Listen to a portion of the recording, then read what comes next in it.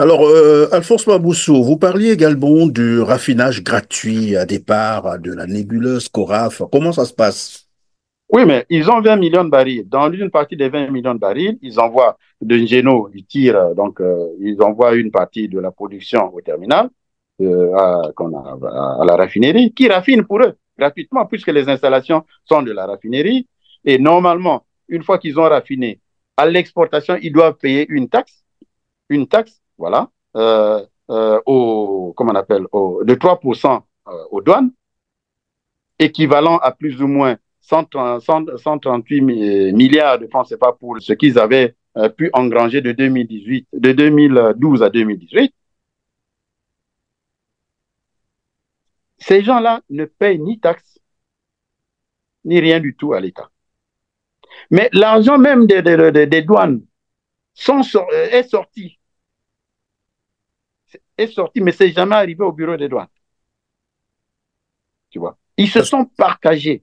Donc, le pays est géré comme une épicerie. L'argent sort de partout, tombe de partout. Mais c'est pas tout le monde qui se retrouve dans ce cercle de mafieux. Oui. Mais comment C'est comprendre ceux qui qu'ils sont font... autour de ce monsieur qui donne des ordres à un tel, autre et autre. Donc, Mais ils se comment sucrent. comprendre, Alphonse Maboussou, comment comprendre qu'ils font un raffinage, en fait, ils raffinent gratuitement leurs produits, et dans le même temps, au Congo-Brazzaville, on nous parle des pénuries récurrentes, du carburant. Comment expliquer ça? Mais Finalement, vous savez, Ils vendent pas ça au Congo, c'est ça? ils vendent pas ça au Congo. La production raffinée pour le compte de la nébuleuse, c'est-à-dire les AOGC et les autres, ça va au Togo, chez M. Eyadema, qui vient souvent à Oyo faire le point avec son mafia en chef de qu'est-ce qu'on a vendu, puisque Oyo semble être ce gateway, donc ce paradis où chacun rentre, on sait qui entre, qui sort, Non, avec mais argent, avec quoi, avec jet privé, personne ne sait. Donc, ce pétrole va au Togo et du Togo, ça prend des tentacules et une partie revient même au Gabon.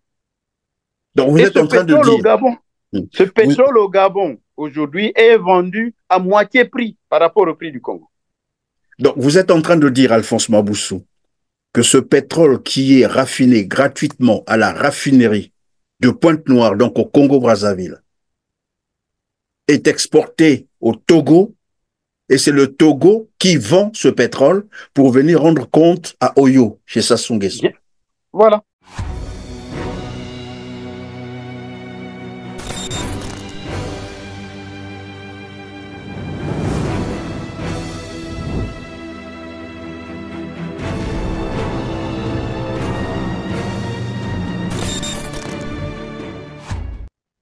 Bonjour Alphonse Maboussou. Bonjour, Monsieur Perrin. Merci d'avoir répondu à notre invitation. Vous êtes consultant d'expertise pétrolière et minière, membre du Congrès pour la Renaissance du Congo. Avec vous, nous allons tenter de comprendre ce que représente l'exploitation pétrolière, minière et gazière en République du Congo. Pourquoi les revenus générés par ces ressources ne profitent jamais aux Congolais? Qui sont derrière ces multinationales? Qui sont les vrais propriétaires des sociétés supposées gérer la part de ces ressources pour l'État congolais? Voilà ce sur quoi vous allez tenter de nous éclairer aujourd'hui, mesdames, messieurs, chers téléspectateurs. Merci d'avoir choisi R7. Je vais donc vous inviter à nous aider à parfaire notre référencement en cliquant sur le petit pouce levé juste en bas de cette vidéo. Vérifiez très bien. Pour ceux qui ne sont pas encore abonnés, je vais donc vous inviter de le faire pour être prévenu de toutes nos prochaines productions. Moi, c'est Christian Perrin si vous nous avez rejoint pour la première fois sur R7. Alphonse Maboussou, je viens de vérifier le cours du baril de pétrole sur le marché international. Nous sommes le 26 juin 2024. Il est à 85 dollars US, 85 dollars américains. Ma question, combien d'argent en termes de CFA gagne le Congo-Brazzaville pour son pétrole? Si ce n'est par jour ou par mois, mais au moins par année. Combien gagne le Congo pour son pétrole? Oui, bonjour Monsieur Perrin, bonjour chers amis téléspectateurs, fidèles de R7. Et en tout cas, félicitations pour tout ce que vous produisez, parce que Merci. la qualité y est. Voilà. Merci Pour beaucoup. revenir à votre question, je dirais que bon, la production pétrolière du Congo, elle fluctue, hein. Elle fluctue non seulement en fonction du prix du baril, mais aussi en fonction euh, des aléas des puits qui sont en production, parce qu'il y a des puits qui nécessitent d'être entretenus, il y en a d'autres qui produisent bien, il y a des nouveaux gisements qui sont découverts, qui viennent se greffer à la production actuelle. Ben, il y a des puits qui ne produisent plus, qu'il va falloir fermer un temps soit peu. Donc, qui Fluctuer. fluctue plus ou Oui. moins la production selon que, bon, parfois ça monte, parfois ça baisse. Je Oui, mais si dirais on peut tantôt que, prendre la moyenne entre voilà, bon, descendre et monter, la moyenne.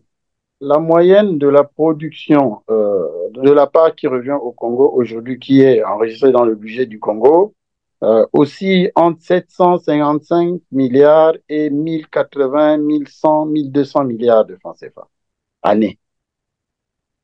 Voilà. Là, c'est ce qui revient au Congo-Brazzaville, Oui, ce qui revient dans les caisses de l'État. dans les caisses de Alors l'État. que dans les caisses de l'État, alors que le Congo aurait pu engranger peut-être 3 fois plus.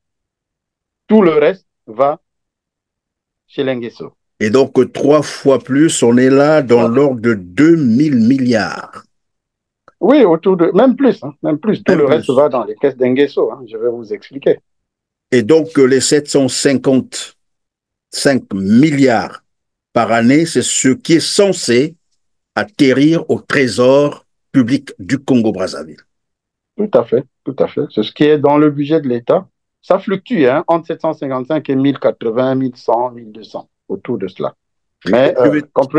comprenez qu'il y a plusieurs effets néfastes hein, à l'économie congolaise qui ont fait que, à l'occasion du contenu local, ce qu'ils ont appelé congolisation de l'activité pétrolière, on a créé des sociétés bidons qui viennent ponctionner dans la part de l'État, ce qui aurait pu revenir à l'État, qui viennent récupérer en fait dans la part de l'État euh, des quantités substantielles de barils de pétrole et d'argent d'ailleurs qui auraient pu revenir à lui. Des Évidemment, tout sociétés à qui l'heure, n'existent vraiment, qui n'existent que de nom. voilà, vous allez nous expliquer ce mécanisme, comment ça se passe tout à l'heure.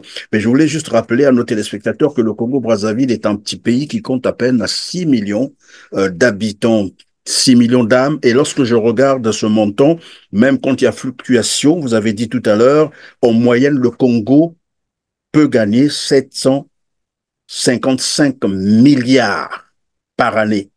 Je crois que c'est largement suffisant pour gérer un petit pays comme le Congo-Brazzaville.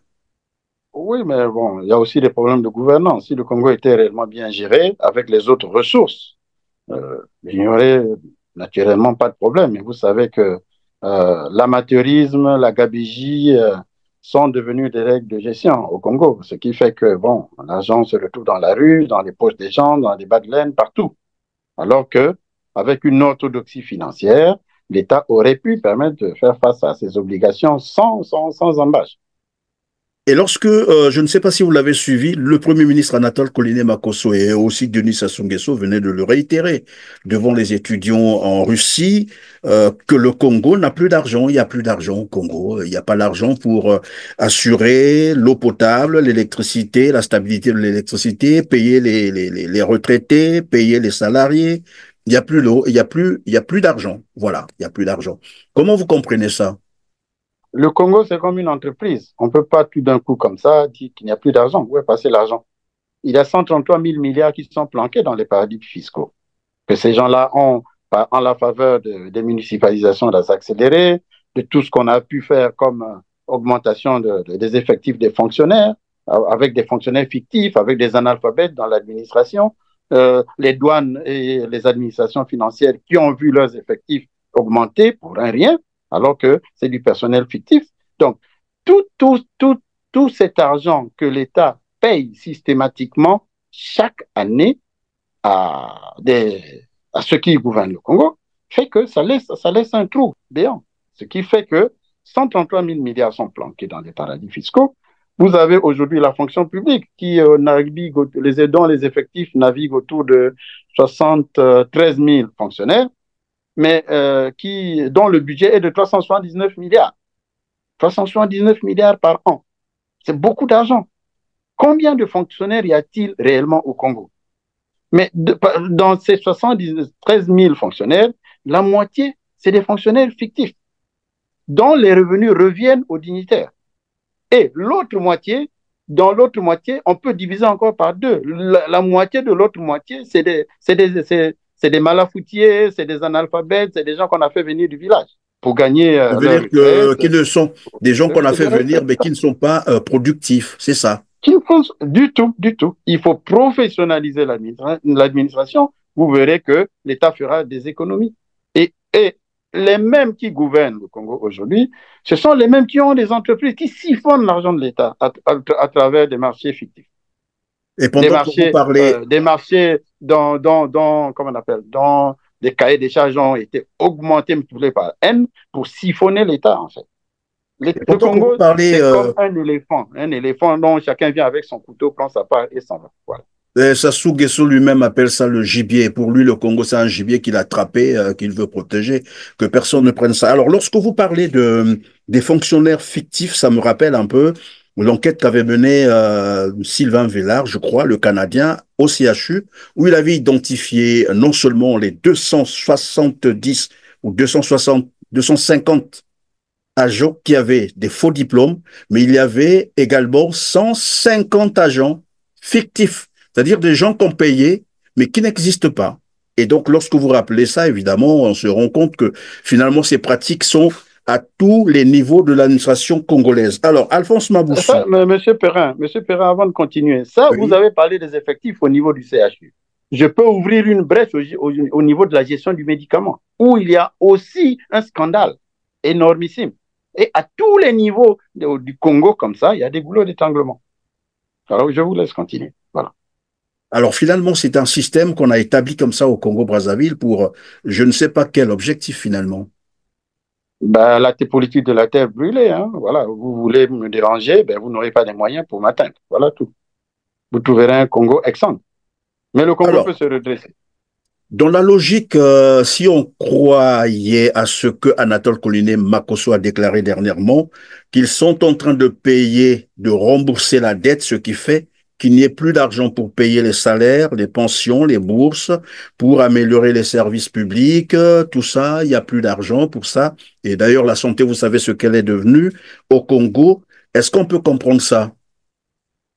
Tout ça, c'est un bluff. Parce que s'il faille parler de la dette, les grands points de la dette, c'est quoi? C'est d'abord la Chine ou des éléphants blancs. Apparemment, les Chinois ont fait des travaux, mais qui peut nous montrer les travaux que les Chinois ont réalisés pour que le Congo puisse se retrouver avec plein d'argent qu'il rembourse à la Chine? Il faut comprendre une chose. Déjà, la dette chinoise a été rachetée par l'État chinois. Okay? La dette chinoise, c'est-à-dire les sociétés chinoises qui ont travaillé au Congo, leur dette, le Congo ayant des difficultés à pouvoir rembourser donc ces sociétés-là, ont trouvé un accord avec la Chine en tant que pays parce que les dignitaires du Congo ont de l'argent planqué à Exim Bank en Chine. Voilà pourquoi elle a préféré racheter donc ces prêts chinois pour faire face au gouvernement congolais. Pardon, en français, pardon. À condition de récupérer cet argent sous forme de baril à la source. En français facile, ça veut dire quoi? Parce qu'il faut que nos téléspectateurs comprennent. La Chine a racheté les dettes des entreprises chinoises installées au Congo, qui ont travaillé au Congo. Ça veut dire quoi? Ces sociétés-là ont construit des infrastructures. Ils ont fait, comme on appelle la route Pointe-Noire-Brazzaville, ils ont réalisé des hôpitaux qu'on ne voit pas, ils ont réalisé des routes imaginaires de 187 km, je crois, quelque chose comme ça, dont parlait le doyen Clément Mirassa. Ils ont fait plein de choses que personne ne voit et qui se sont retrouvés sous forme de dette. Monsieur Bouya, Monsieur Nguesso, Sassou Deni et les autres se sont sucrés sur l'autel des municipalisations accélérées. Et puis voilà, en gonflant les factures, et l'État se retrouve en difficulté. Ça, c'est un des pans. Si vous prenez la dette intérieure, c'est les mêmes qui ont créé des entreprises, qui ont réalisé des travaux avec l'État, mais qui ont vu leurs factures être voilà, payées avec beaucoup de difficultés aujourd'hui. Mais il faut s'asseoir pour analyser cette dette intérieure. Chaque mois qui passe, quand l'État ne rembourse pas cette dette intérieure, il y a des difficultés. Ça ne fait qu'augmenter, en fait, cette dette intérieure du Congo, qui concerne non seulement les entreprises qui ont réalisé les travaux pour l'État, mais aussi les arriérés de salaire et les arriérages des fonctionnaires, des retraités, comment on appelle, des étudiants, des bourses d'étudiants, des étudiants, et tout le reste. Mais c'est beaucoup d'argent. Maintenant, à cela, vous ajoutez les traders, OK? Les traders qui ont avancé de l'argent au pouvoir en place, qui est là depuis la fin de la guerre, mais qui a eu le temps de réaliser un Congo nouveau. Nous attendons l'émergence en 2025.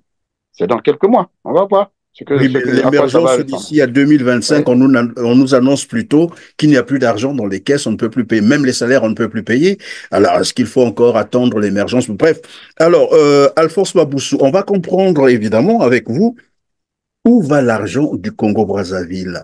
Parce qu'apparemment, vous maîtrisez très bien ce dossier. Est-ce qu'on peut en parler? Quelles sont les entreprises? Qu'est-ce qu'ils font avec?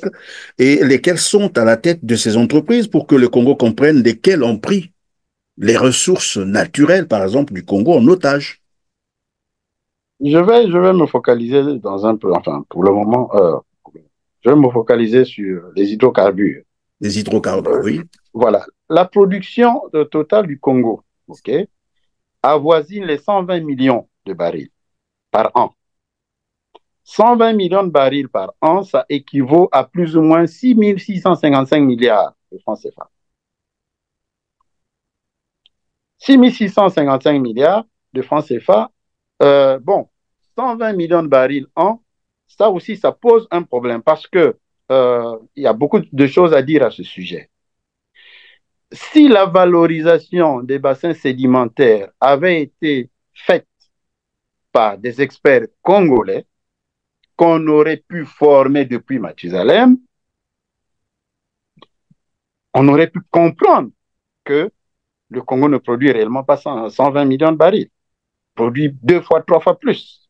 Mais comme nous n'avons pas d'éléments matériels pouvant aller à l'encontre de telles assertions, on est obligé d'accepter les bras croisés.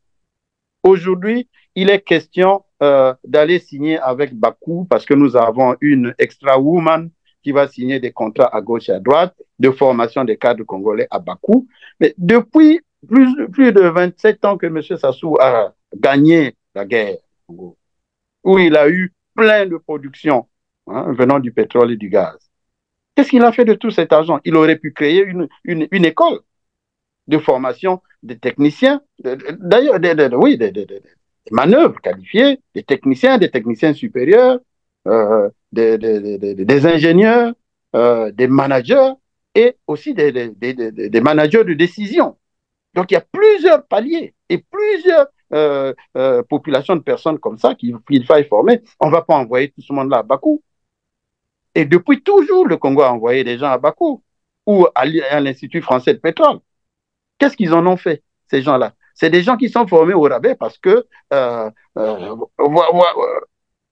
recrutement Mais même, est-ce le que, recrutement pardon, même de ces cadres pardon, pose problème. pardon, Alphonse, est-ce que ce n'est pas fait Oui. exprès, question d'éloigner les Congolais de la sphère du pétrole, c'est-à-dire question de faire de sorte que les Congolais n'aient pas leur nez sur comment s'exploite le pétrole, parce que ils risqueraient de faire fuiter les informations. Voilà pourquoi on ne les forme pas pour une expertise donnée à gérer le pétrole congolais, non? Dans le cadre des formations, ben oui, pourquoi pas? Oui, je pense bien que c'est de ça qu'il s'agit, parce que si on avait formé effectivement les Congolais des différents départements du pays, on aurait pu avoir des cadres tous azimuts permettant effectivement de faire face à ces experts étrangers qui viennent voilà, exploiter nos ressources. Mais comme, bon, c'est le domaine réservé de ceux qui sont aux affaires et qui gèrent le Congo comme une épicerie familiale, et voilà, nous constatons le désordre qu'il y a. Maintenant, vous prenez l'exemple du contenu local. Ils ont ouvert une brèche, contenu local, très bien. Mais quelles sont les sociétés qui ont été créées? Ce sont les leurs. Enfin, il a créé ces sociétés à lui, mais qu'il fait gérer par ses proches. Les gens qui sont autour de lui, on va peut-être en parler tout à l'heure. Or, si on avait eu des cadres, on aurait pu valoriser nos bassins sédimentaires, évaluer les réserves qu'on aurait pu trouver, et puis les distribuer les blocs, voilà, sous forme d'appel d'offres, et donc les champs marginaux qui proviendraient des champs vieillissants, ben, seraient gérés par une expertise locale, digne de ce nom, formée et tout, avec les moyens nous permettant de pouvoir le faire, au lieu de se faire tracter par Perenco qui vient encore ponctionner dans les parts de l'État. Vous voyez, vous avez aujourd'hui le terminal de Ngeno qui est arrivé, qui est tombé dans le domaine public.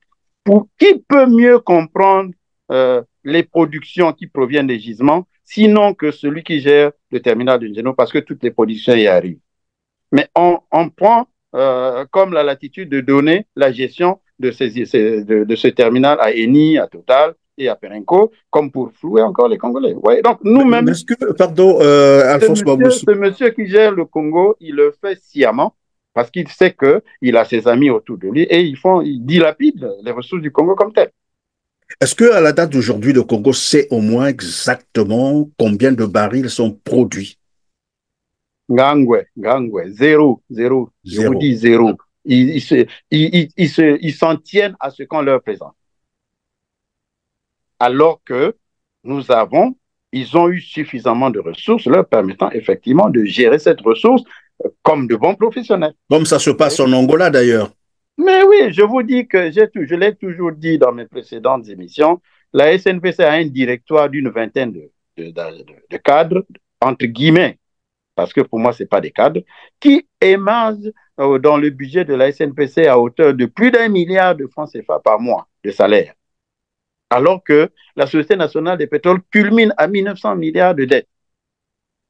Voici tout cet argent pour pouvoir payer ces gens-là. Alors que cet argent aurait pu être orienté dans la formation des cadres dignes de ce Alors nom. vous êtes donc en train de nous expliquer que finalement, la SNPC, c'est... En fait, le domaine du pétrole, c'est la haute mafia au Congo, simplement. Il faut refaire tout le circuit pétrolier avec des entités nouvelles. Je ne peux pas faire étalage des stratégies du CRC ici, mais permettant effectivement aux Congolais de prendre en charge cette ressource qui représente plus ou moins 85% du budget de l'État. Donc on ne peut pas badiner avec. Alors, pour ce que le Congo gagne tout de même, après toutes ces fuites, toute cette mafia, de tout ce que le Congo gagne, où va cet argent finalement? Je disais tantôt que 120 millions de barils produits, voilà, dans l'année, si on enlève 1% de la provision pour investissement diversifié, c'est-à-dire qui vont dans les projets qui n'ont rien à voir avec le budget de l'État, mais cet argent, c'est la bagatelle de 66 milliards de francs CFA qui vont dans les caisses de Congo Assistance, de l'Isungi et de SNPC Fondation. Vous avez appris dernièrement que oui, la SNPC a construit une école à Oyo ou je ne sais pas quoi.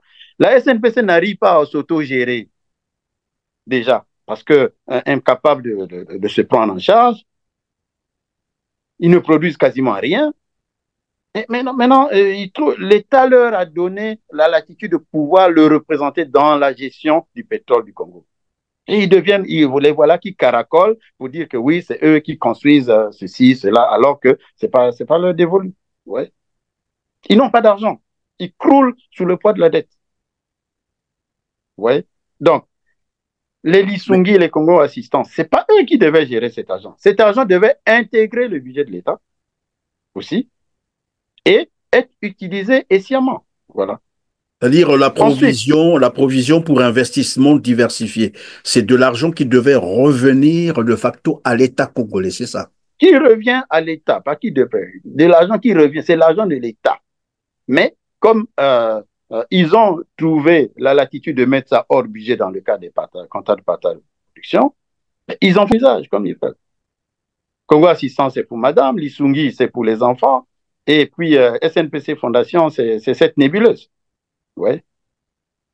Ensuite, vous avez les parts qui reviennent aux sociétés nébuleuses tractées par Perenco et Congoret. Là-dedans, vous avez, dans le cas de la congolisation, African Oil Gas and Company, AOGC, vous avez Petro-Congo, vous avez Continent, vous avez Petroleum, vous avez Iforet, vous avez plein de petites sociétés comme ça qui ponctionnent 20 millions de barils chaque année. 20 millions de barils, c'est l'équivalent de 1000 milliards, 100 millions de francs CFA que l'État perd dans Par son budget. année. Par année, oui. 1000 milliards que l'État perd. Vous voyez? Donc, à cela, vous ajoutez donc, tout à l'heure j'en ai parlé, les prêts chinois qui sont autour de 349 à 350 milliards chaque année, qui sont ponctionnés dans le compte sous forme de barils de pétrole. Vous avez les traders, notamment Trafigura, Glencore et Orient Oil, qui tournent autour de 50 milliards. Et vous avez aussi Eni, avec sa centrale à gaz, qui avait eu un marché de gré à gré de 832 milliards de francs CFA, qui culmine autour de 44,5 milliards aussi. Donc, si vous prenez rien que ces trois-là, ça vous fait 340, 350, 400, 450 milliards à tout casser, qui auraient pu intégrer le budget de l'État pour qu'on sache exactement quelle est l'ardoise affectée au budget de l'État. Mais les gens là, ils prennent à la source. Non, mais pendant que Ouais. vous êtes en train d'expliquer, excusez-moi, Alphonse Maboussou, là, moi, le discours d'Anatole Coliné Makosso me revient en tête et là, je suis en train de comprendre. Alors, est-ce que c'est lui qui est déconnecté de la vraie réalité, ou il ne sait pas ce que c'est que le Congo, ou alors il vient mentir aux Congolais? Tout le monde doit faire allégeance au chef de la mafia. Personne ne peut aller à l'encontre de ce que pense ou de la respiration de M. Denis Sassou Nguesso. Il est de la haute mafia. Il est le mafioso en chef. Vous voyez? Donc, tous les autres s'alignent derrière lui. Il fait même des actions qu'il colle sur les dos de ses collaborateurs. Vous êtes obligé d'accepter. Si vous refusez, l'épée de Damoclès est sur votre tête. Et ça veut dire qu'ils Et, ont et opté, de narguer les Congolais, voilà, comme qui dirait, vous bon, avez, ils ont vous avez merdé. vu, vous avez vu à l'époque Andeli et Bouya et Christelle Sassou Nguesso qui étaient ensemble. Il y a un qui avait dit que oui, tout ce que le Congo a réalisé, il l'a fait sur fonds propres, alors que l'autre disait que voici, ça a été fait sur la base des prêts et des prêts chinois à hauteur de. Oui, Ouais. Rigobert Andeli. Vous voulez quelques statistiques? Oui. La dette du Congo vis-à-vis de la Chine est de 1100 milliards, je dis bien 1100 milliards, en ce qui concerne la partie publique et bancaire, et 225 milliards en ce qui concerne la partie privée et commerciale. Donc au total, en gros, 1300 milliards de francs CFA que nous devons à notre partenaire et pays ami, la République populaire de Chine, pour l'ensemble des travaux que vous voyez dans tout Brazzaville. La corniche, les tours jumelles, la nationale 1, et j'en passe, et le ministre Bouya, à ma gauche, est plus capable d'ailleurs, plus apte à vous citer l'ensemble de la contrepartie de cette dette. Donc, ça sous-entend que même le FMI, aujourd'hui, le Congo se tourne vers l'Azerbaïdjan pour aller chercher 5,2 milliards de dollars de prêts pour que la dette du Congo soit rachetée par l'Azerbaïdjan. Vous voyez, donc, c'est que des montages assez complexes. C'est un peu le Où va ce principe, pays? pardon, c'est un peu le principe des fonds vautours, c'est ça? Mais bien sûr que oui. J'aimerais comprendre pourquoi ces gens-là n'arrivent réellement pas à gérer le Congo alors qu'ils ont planqué 133 000 milliards. Il suffit qu'ils ramènent l'argent qu'ils ont planqué et puis voilà, on redémarre. Et on construit, on crée un nouveau Congo. 2025 pour l'émergence, c'est peut-être un peu trop tard, ils peuvent demander pardon, mais qu'ils rallongent ça peut-être de je ne sais pas combien. Ils ont 300 et quelques de projets qu'ils ont dans le plan national de développement. Aucun n'a été exécuté. Non, ils ne Est-ce que peuvent pas c'est normal? demander pardon, ils doivent passer par le tribunal. Et donc, vous êtes Ah, en train bien de sûr que dire oui. tout à l'heure, Avec des gourmettes derrière bien entendu. Alors, donc, vous étiez déjà sur la part revenant aux sociétés, c'est ça, nébuleuse tractée par Peranco. Et la suite, c'est quoi?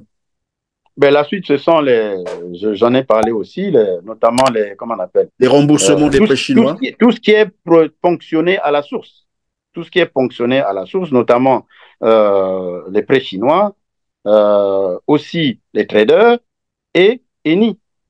Les trois représentant plus ou moins 450 milliards de francs CFA qui sont ponctionnés comme ça. Ensuite, vous avez les commissions de vente du brut par la SNPC, alors que la SNPC utilise la SNPC ne fait pas du courtage. Ceux qui font le courtage, ce sont les traders et tout le reste. Pourquoi la SNPC vient encore prendre 18 milliards, presque 19 milliards dans le budget de l'État?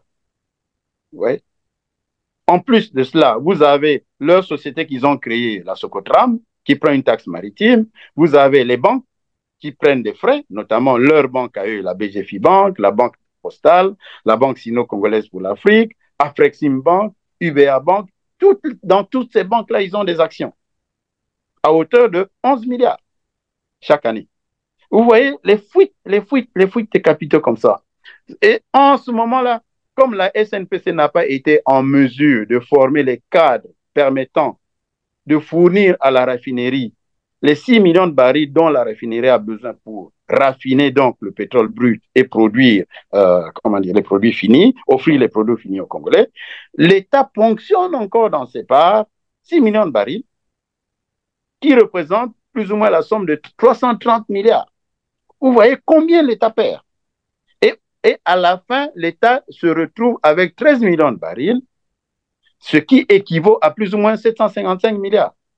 Maintenant, si vous prenez tout ce que je viens de vous citer, c'est-à-dire les 1000 milliards, les 1100 milliards des sociétés nébuleuses de M. Sassou Nguesso et ses amis, vous prenez les 350 milliards des traders, vous prenez les 11 milliards des frais de banque et de Socotram, vous prenez les 18 milliards des frais de courtage de la SNPC, mais ça vous fait la bagatelle de 2700 quelque chose, presque 3000 milliards au budget de l'État.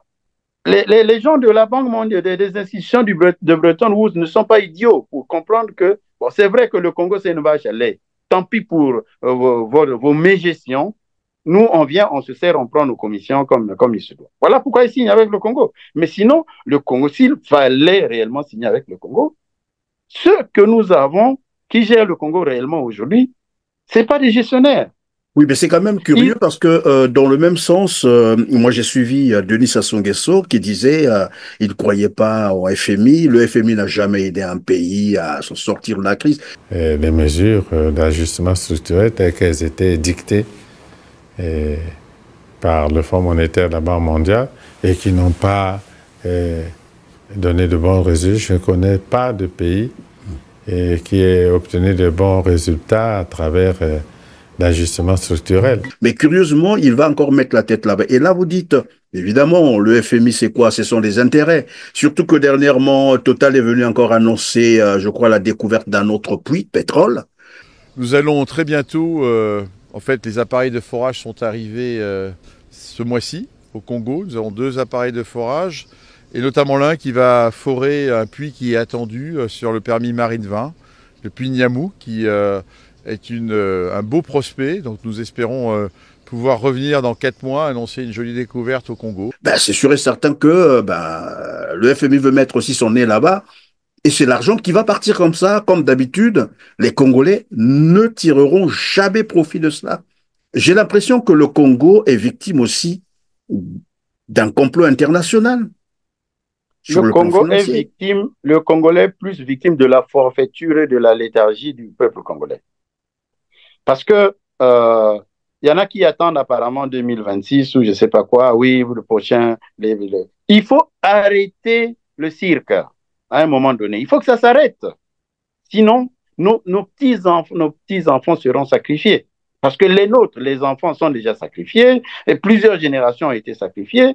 Mais ce n'est pas l'extérieur qui viendra sauver le Congo. Ce ne sont que les Congolais. Voilà pourquoi je pense que le moment est plus que jamais arrivé, avec les problèmes de terre que nous connaissons aujourd'hui, et tout le désordre que ce pouvoir moribond a généré, comme, je ne sais pas, navigation à vue, Il est grand temps que ça s'arrête. On ne va pas dire que les Congolais sont idiots. Pourquoi on va chercher des experts au Rwanda et partout, alors que les NIX, il a Saint-Eudes. Je me rappelle encore, j'étais à la banque, à la BIDC à l'époque, il était expert comptable. C'était un monsieur digne d'intelligence. Il a retourné, donc, il a retourné sa veste alors. Tout le monde se retrouve dans une nébuleuse et ils sont à mort, ils ne peuvent plus rien faire. Je lui parle, il me connaît, je le connais. On se connaît. Il connaît mes qualités, mes valeurs. Moi, je connais ses valeurs. Mais depuis qu'il a intégré la mangeoire, on ne les reconnaît plus. Il ne peut plus rien dire. Et le Congo en souffre. Voilà le drame du Congo. Alors, donc, on va continuer le drame du Congo. C'est aussi, vous avez parlé de la clarification sur Wingwa, c'est ça? La société chinoise? Mais bien sûr, Wingwa, c'est une société dite chinoise, mais c'est la société de M. Sassou Nguesso. Donc, toute cette production n'intègre pas ce que je viens de vous signaler. Vous avez Hemla, qui est une société de 2 Norvégiens, qui est une nébuleuse. Voilà. Okay? Il faut intégrer la production de cette société. Vous avez Perenco, la société de M. Perodo, qui traficote avec le pouvoir, parce que Total avait refusé de traficoter avec les AOGC et les autres. Mais c'est à hauteur de quelque chose, parce qu'ils ont créé une société conjointe, qu'ils ont appelée Congorep, pour gérer en fait cette nébuleuse. Et vous avez M. Descalzi, qui est le PDG d'ENI, mais qui a récupéré les champs de Zachi et de Luango à travers ses enfants. Sa fille, je crois son fils, qui a épousé le fils ou la fille, je ne me rappelle plus, de Maxime Ganzion, et qui gère cela. Aujourd'hui, il est même question du gaz que le Congo gaz naturel liquéfié, oui. Voilà, que le Congo exporte vers l'Italie. Mais c'est un circuit fermé entre Yamado, c'est-à-dire la femme de Descalzi, M. Descalzi, Antoinette Sassou Nguesso et M. Sassou Nguesso. Terminé. Basta. Vous prenez dans les mines, mais vous avez Oba-Pierre et ses enfants. C'est pareil. Le bois, c'est pareil.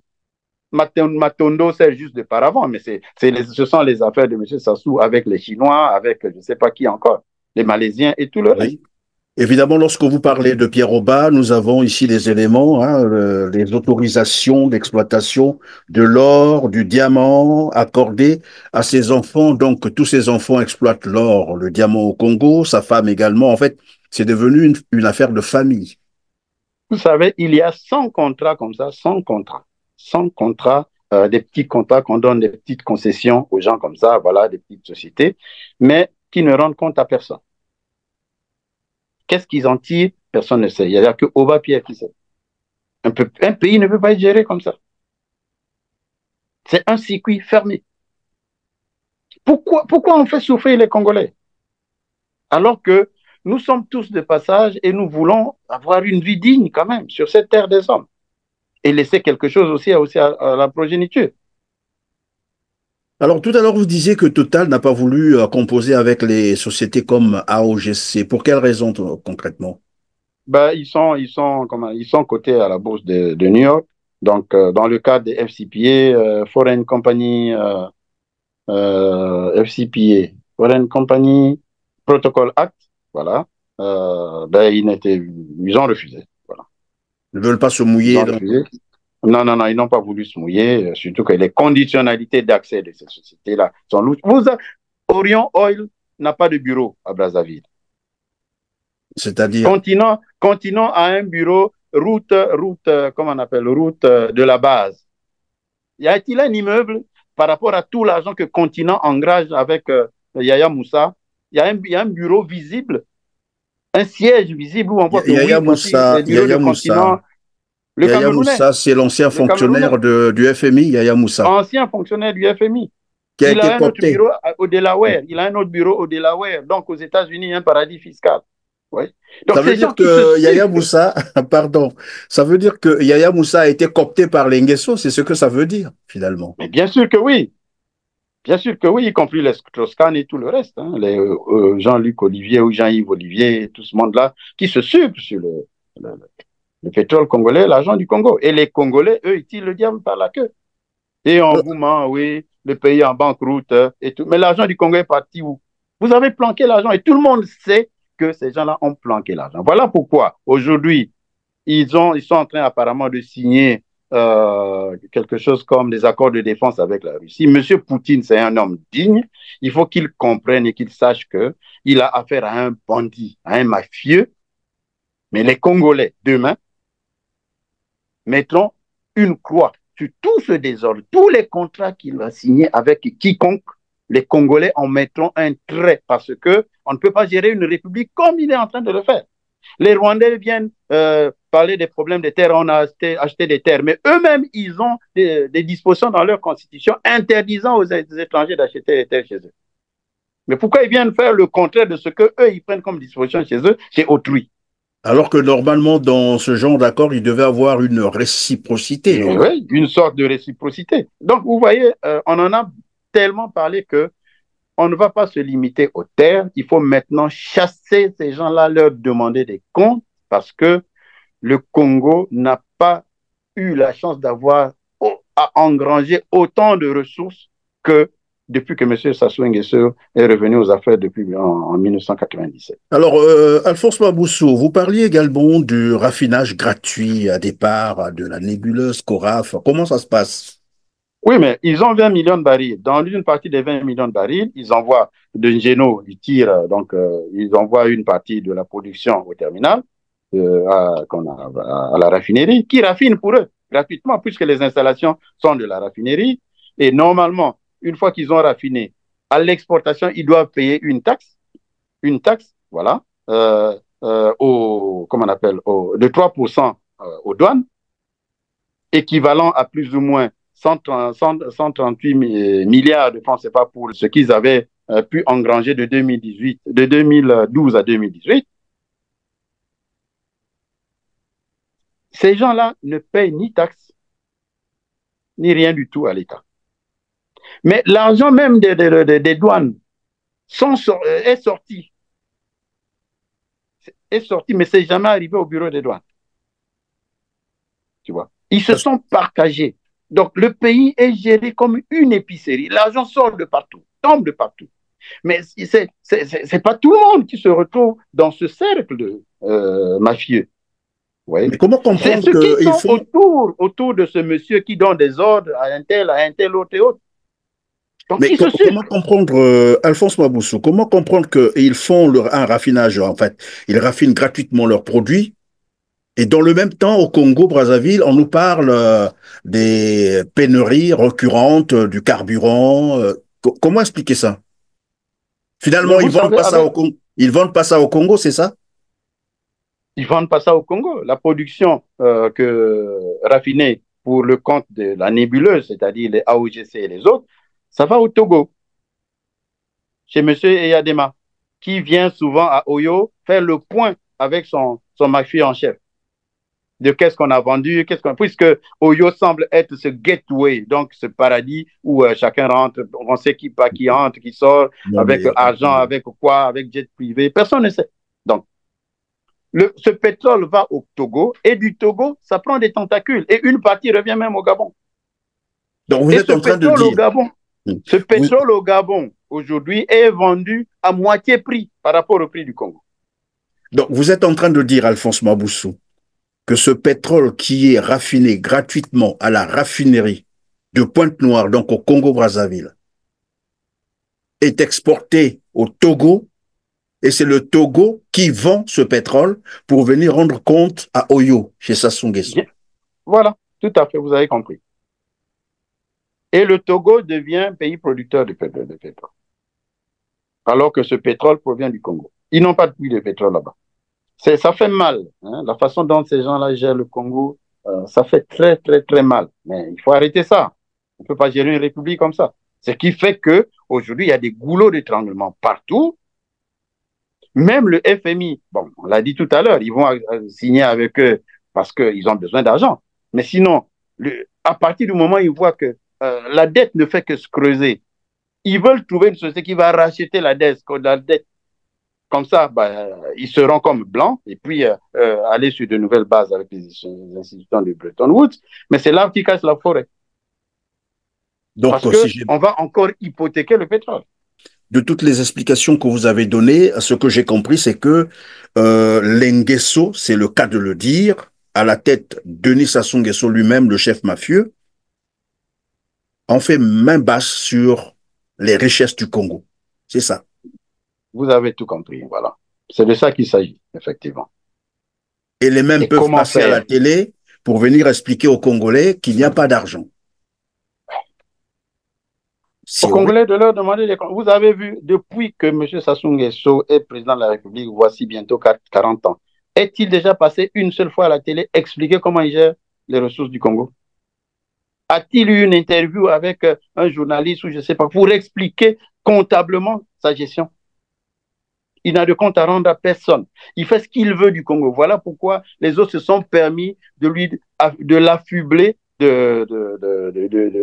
du patronyme d'empereur. Parce qu'il fait ce qu'il veut.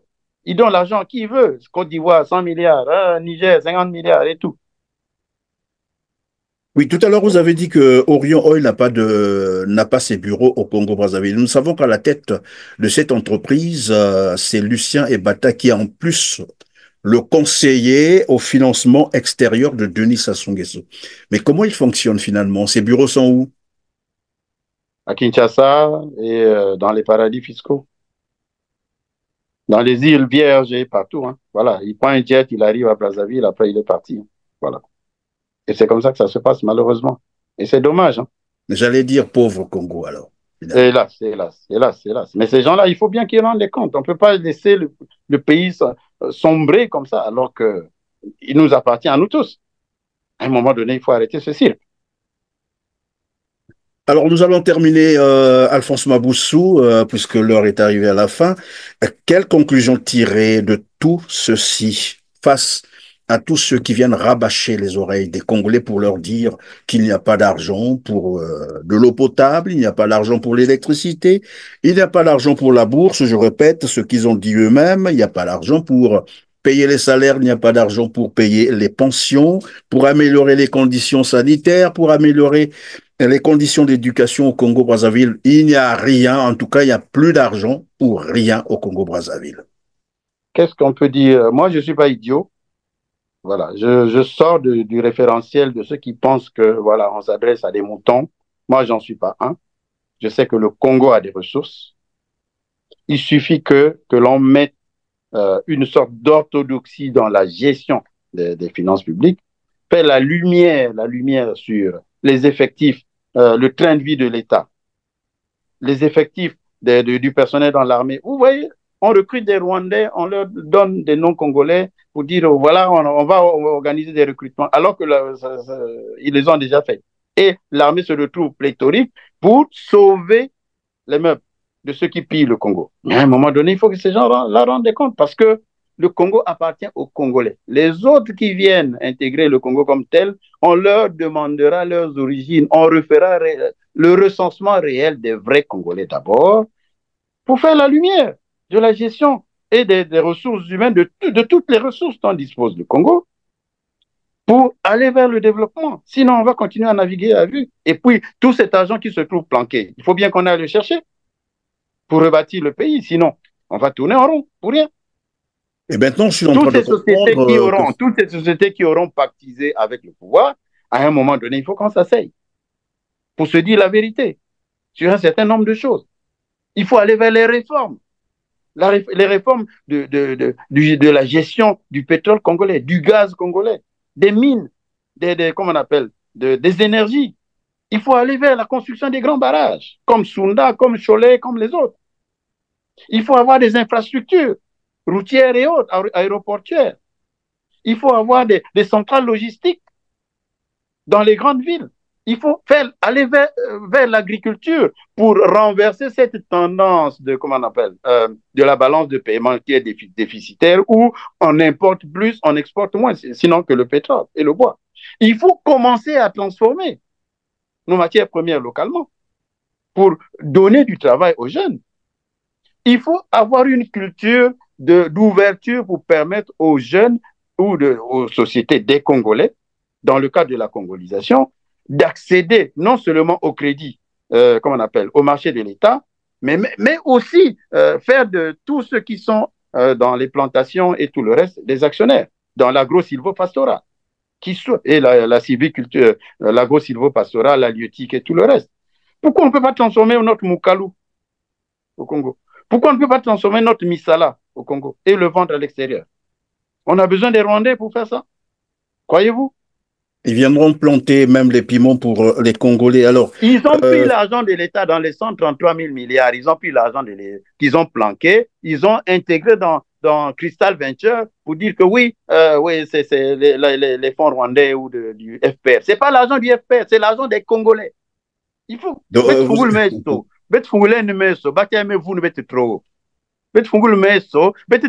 On dirait Moutumo si ça nous sauver boire. Sinon, ce n'est pas la peine.